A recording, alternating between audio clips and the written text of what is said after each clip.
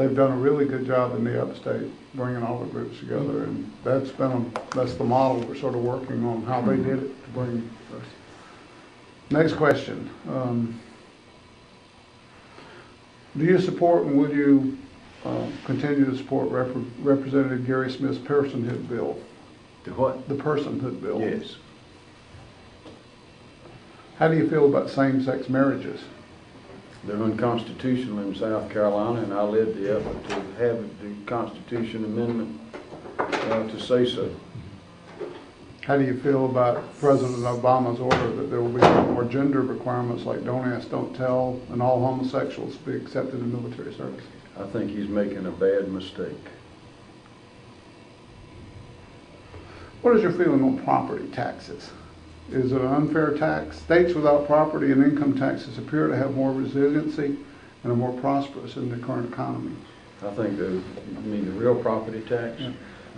Personal property taxes are getting to be just about as bad, Right. Unfortunately.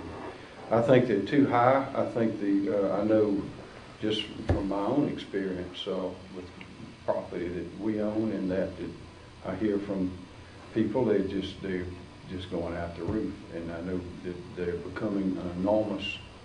They're too high. If I would love to have no property taxes on people that keep paying and paying and paying on their homes. There are people I know now that are paying more on their property taxes than they are on their mortgages, and so it's totally out of whack. I think the way we need to go in South Carolina, we need comprehensive tax reform, and they need to be lower, flatter, fairer. I know the real property tax on manufacturing, on plants, and utilities is 10.5%, which is the highest in the United States. It's too high. And personal property tax, that's 10.5%. The Department of Revenue comes up with the calculations of how to tax that, but it's taxed by the counties. But that's every year on all the equipment. It's a 10.5% tax. The commercial tax at 6%. Homes are 4%. Commercial, everything else is 6%. That's too high. That is the 7th highest in the United States. Our personal income tax at 7% is not too high. That is comparatively the 7% rate is not as high as some others, but it kicks in, that is, it reaches that maximum at a very low rate, making it the highest in the Southeast. But taxing property bothers me. I don't know if we can eliminate it. What I would like to do, if I'm elected, I would like to examine the tax structure in the state from stem to stern, all the exemptions, all the deductions, all the credits, all the incentives, everything we do, and make a comprehensive reform that would make taxes lower, fairer, more understandable. And I think that is going back to one of the first questions you asked, that's how you spur economic development. Would you support changing our tax code so that no tax filing would be necessary and taxation would be fair to all? So that no tax filing would be necessary? So like a state income tax, a state sales tax? I think that's one that I'd like to explore. I'd like to know how many other states do that and what's their experience. That would be a painless way to raise revenue, and it would probably save a lot of money in enforcement, I believe. But I don't know all the details on how that would work. But I think that ought to be on the table. I know personally I run into it all the time where there's an underground economy that operates within the state of South Carolina, and there's a lot of money that changes hands that is never taxed. That's right, and a lot of people don't pay any income tax or property tax. A sales tax would catch everything. Would catch it all. The people that were operating that underground economy would have to pay tax just like everybody else. Well, that's the fair tax proposal. Sure. Yeah. And we support that. Well, I like the concept. I think it would probably work to get it done in one fell swoop would take a lot of work, but I think it's something we need to explore. And I'd like to know what the other states have done. I know that a lot of states don't have an income tax. Some of them don't have a property tax. Right. How many don't have a real property tax? Florida doesn't. Texas didn't used to.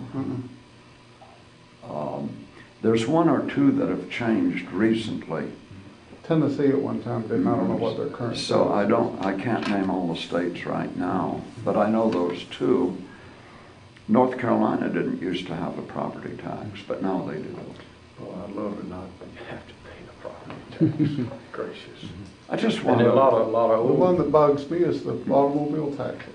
I mean, I buy a car, I pay tax on it. Leave me alone after that. Well, I tell you what, if we could get government, and this goes for every kind of government, doing just the essential things that government needs to do. Mm-hmm. If we could go back to that and eliminate all these things that people would like to have done, but they really don't need them, they're not essential services, we could cut taxes all over the place. We'd have plenty of money. And if you cut those taxes, then of course the economy expands, you have even more money. And then you can cut back more. But now we're headed in the wrong direction. I'd like to turn it around in the other direction. How do you feel we can cut the states dependent on oil without implementing cap and trade? I like nuclear power. I like all the we need to explore for natural gas, offshore. I think we need all the alternative fuel ideas are good, and we have some investment that's already been made in the state for that. That's good.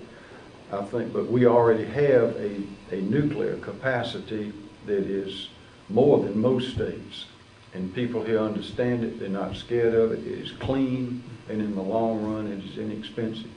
And I think we need to,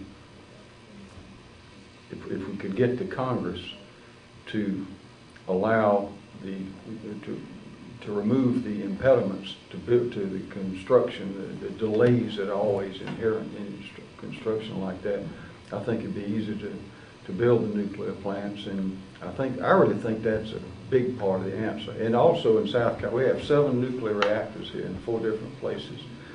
And there are clusters that develop. There's a nuclear cluster. We have other clusters. We have an insurance cluster. We have a healthcare cluster of innovative doctors and hospitals that are coming up with some great ideas to reduce costs and also to help with preventive medicine. All the healthcare plans, I bet there's not a word about prevention.